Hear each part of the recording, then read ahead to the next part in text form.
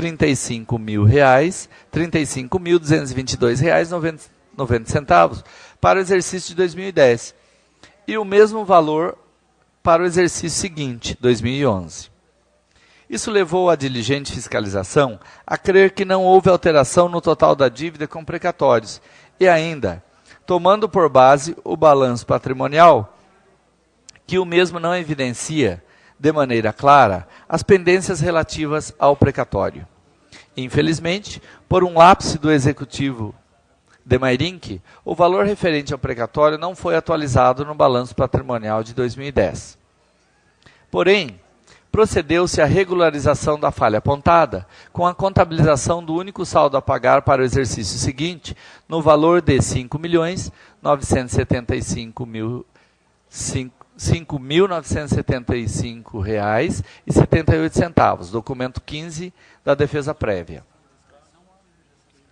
Em nome de Marco Antônio de Camargo, de acordo com a declaração do Departamento de Administração, documento 16 da defesa prévia. E com o quanto mencionado no mapa do precatório, documento 17 da defesa prévia. Assim, no decorrer do exercício de 2011, o apontamento hora guerreado foi sanado, configurando a perda do objeto do mesmo. Nesse sentido, urge destacar o entendimento do Egrégio Tribunal de Contas do Estado de São Paulo. Segue em anexo o documento do Tribunal de Contas do município, da Prefeitura Municipal de São Sebastião da Grama, do exercício 2008,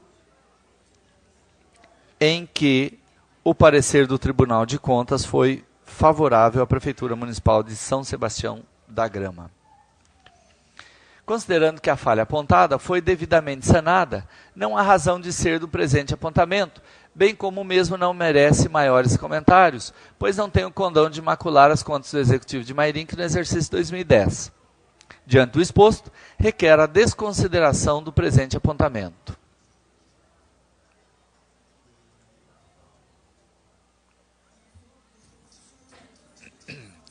Letra N, página 101 do protocolo da Câmara. Falta de levantamento geral dos bens móveis e imóveis do município. Senhores vereadores, o presente apontamento apresenta algum equívoco por parte do diligente agente de fiscalização que realizou a fiscalização em loco. Isso porque, ao contrário do quanto afirmado no relatório combatido, o município de Mairinque produziu sim o levantamento geral dos bens móveis e imóveis no exercício 2010, o qual acostamos nesta oportunidade aos autos, documento 18 da defesa prévia, cujos autos se encontram em posse dessa agilidade, de forma a extinguir qualquer questionamento que ainda paire sobre a questão. Portanto, considerando a juntada desses documentos suficiente para afastar qualquer imputação de irregularidade no que concerne ao presente item, rogamos pela desconsideração do apontamento em epígrafe. Letra O. Irregularidades nos processos referentes à contratação da empresa para a concessão emergencial para a exploração do sistema de abastecimento de água potável e afastamento de esgotos domiciliares no perímetro urbano. Primeiramente, não obstante ter a administração, em caso, cumprido rigorosamente a legislação que rege a matéria, apontou a fiscalização, pela análise dos autos do Tribunal de Contas, supostas irregularidades sob o argumento de que, abre aspas, não foi observado o artigo 26, parágrafo único, inciso 3 da Lei Federal 866/93, uma vez que não justificados os preços ofertados para escolha da contratada, fecha aspas. Porém, conforme restará demonstrado, pretensa irregularidade não tem o condão de macular o procedimento como um todo, notadamente porque foi respeitado rigorosamente os princípios e normas que norteiam a administração pública. Além disso, com a devida vênia, não é razoável que se condenem atitudes de administração que beneficiam a sua população e não causam prejuízo ao erário. No tocante às supostas irregularidades verificadas pelos nobres auditores sobre a matéria em exame, passa-se a esclarecer as alegações para demonstrar a licitude e a irregularidade dos atos administrativos praticados pelo Executivo de Mairinque. impende esclarecermos que a administração municipal sempre possuiu um planejamento a fim de abarcar as principais situações no intuito de evitar a efetivação de contratações emergenciais. Contudo, há situações imprevisíveis e que fogem ao alcance do administrador. Justamente por esse motivo é que a Lei de Licitações e Contratos Administrativos prevê a possibilidade da contratação por dispensa de licitação ao constatar-se a situação emergencial. Por esse motivo, a administração municipal, no exercício de 2009, abriu procedimento licitatório na modalidade de concorrência pública 02/2009, cujo objeto foi a outorga de concessão para a exploração do serviço público de água e esgoto, que compreende a construção, operação e a manutenção das unidades integrantes dos sistemas físicos, operacionais e gerenciais de produção e distribuição de água potável, coleta, afastamento, tratamento e disposição de esgotos sanitários, incluindo a gestão dos sistemas organizacionais, a comercialização dos produtos e serviços envolvidos e o atendimento aos usuários.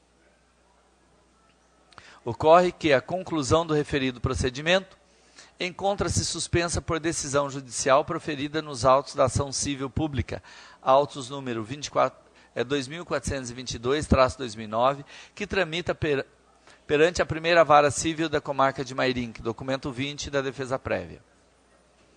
A fim de evitar prejuízos ou comprometer a segurança dos munícipes, tendo em vista que, no caso, dado as suas características, a atividade pública não pode ser suprimida ou diferida para o futuro, a administração municipal procedeu à contratação emergencial de empresas para garantir a exploração do sistema de abastecimento de água potável e afastamento de esgotos domiciliares no perímetro urbano.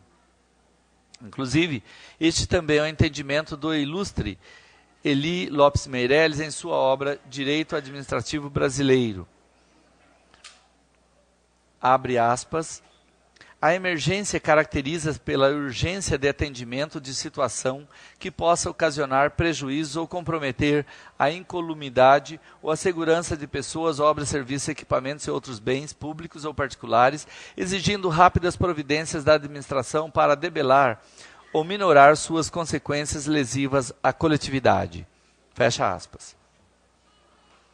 Ainda sobre o tema, o mestre Marçal Justen Filho, em sua obra Comentários da Lei de Licitações e Contratos Administrativos, abre aspas, a supremacia do interesse público fundamenta a exigência, como regra geral de licitação prévia, para as contratações da administração pública.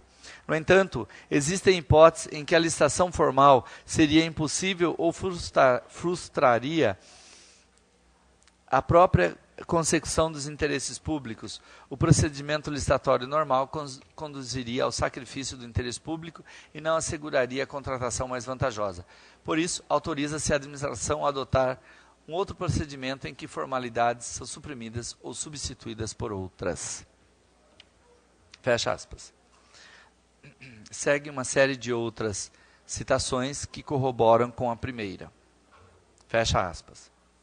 Indubitável, portanto, que as providências adotadas pela Prefeitura de Mairinque e que são objeto de análise do presente processado se encontram em absoluta conformidade com a lei e com o entendimento jurisprudencial do Tribunal de Contas do Estado. Ora, senhores vereadores, a administração procedeu corretamente na forma como contratou, tendo em vista ser uma situação emergencial, dispondo do necessário para a realização dos serviços, evidenciando assim prejuízos maiores, pois sempre visou apenas e tão somente o interesse público. Logo, não se vislumbra lesão ao erário, nem irregularidade nas medidas adotadas no tocante à matéria em epígrafe, eis que sempre pautadas pelo princípio da legalidade basilar do direito público. Como se pôde verificar, a matéria questionada encontra-se em perfeita ordem, não havendo qualquer mácula nos procedimentos, daí porque inexistirem motivos para prevalecer a suposta irregularidade constante do relatório, vez que ficou demonstrado que não existem motivos para se considerar irregular a matéria em tela, tendo esclarecidos os itens anotados. Do mais, conforme preconiza a jurisprudência do Tribunal de Contas, as questões aqui encomendas são passíveis de recomendação conforme consta no TC. Segue parecer do Tribunal de Contas que confirma o que foi defendido acima. Fato digno de nota é que o auditor em momento algum questiona a legalidade ou formalidade das contratações emergenciais. Tem-se, pois, que as concessões levadas a efeito pela administração no exercício de 2010 observaram as disposições da Lei Federal número 8666-93, pelo que o apontamento hora guerreado não merece prosperar. Transferências à Câmara de Vereadores. Página 106 do protocolo da Câmara.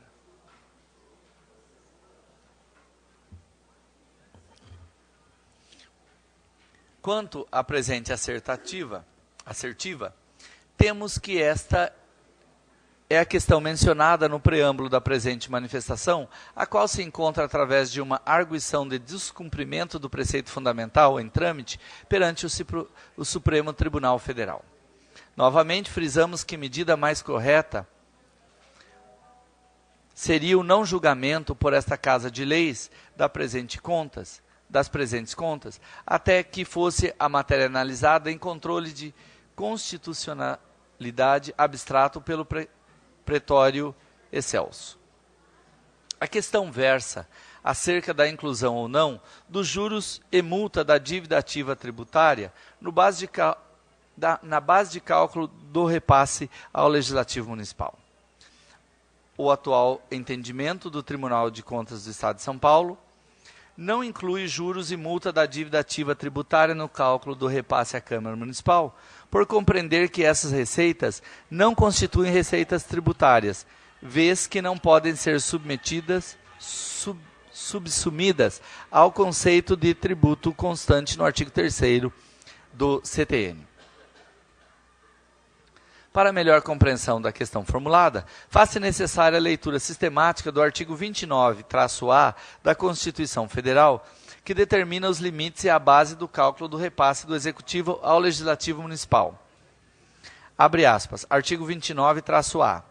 O total da despesa do Poder Legislativo Municipal, incluídos os subsídios dos vereadores e excluídos os gastos com inativos, não poderá ultrapassar os seguintes percentuais relativos ao somatório da receita tributária e das transferências previstas no artigo 5º, no parágrafo 5º do artigo 153 e nos artigos 158 e 159 efetivamente realizado no exercício anterior. Parágrafo 2º. Constitui crime de responsabilidade do prefeito municipal. Inciso 1. Efetuar repasse que supere os limites definidos nesse artigo. Fecha aspas. Portanto, infere-se que tanto os gastos do Legislativo como os repasses dos valores oriundos do Executivo são limitados a percentuais sobre uma mesma base de cálculo, qual seja a soma da receita tributária e das transferências previstas no parágrafo 5º do artigo 153 e nos artigos 158 e 159. O cerne da questão reside, efetivamente, em definir o conceito da chamada receita tributária, nos termos previstos da Constituição Federal, buscando concluir pela inclusão ou não dos juros e multa da dívida ativa tributária no rol dos elementos integrantes de sua composição. A Lei nº 4.320/64, que institui as normas gerais do direito financeiro para elaboração e controle dos orçamentos, preceitua em seu artigo 11 que a receita classificar-se-á em receitas correntes e receitas de capital, conforme o parágrafo 1º do mesmo dispositivo. Segue o parágrafo 1º do artigo 11. O mesmo artigo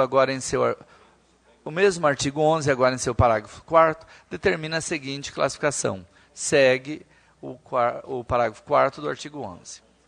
Portanto, a Lei Geral do Direito Financeiro estabelece que a receita orçamentária é composta pelas receitas correntes mais receitas de capital.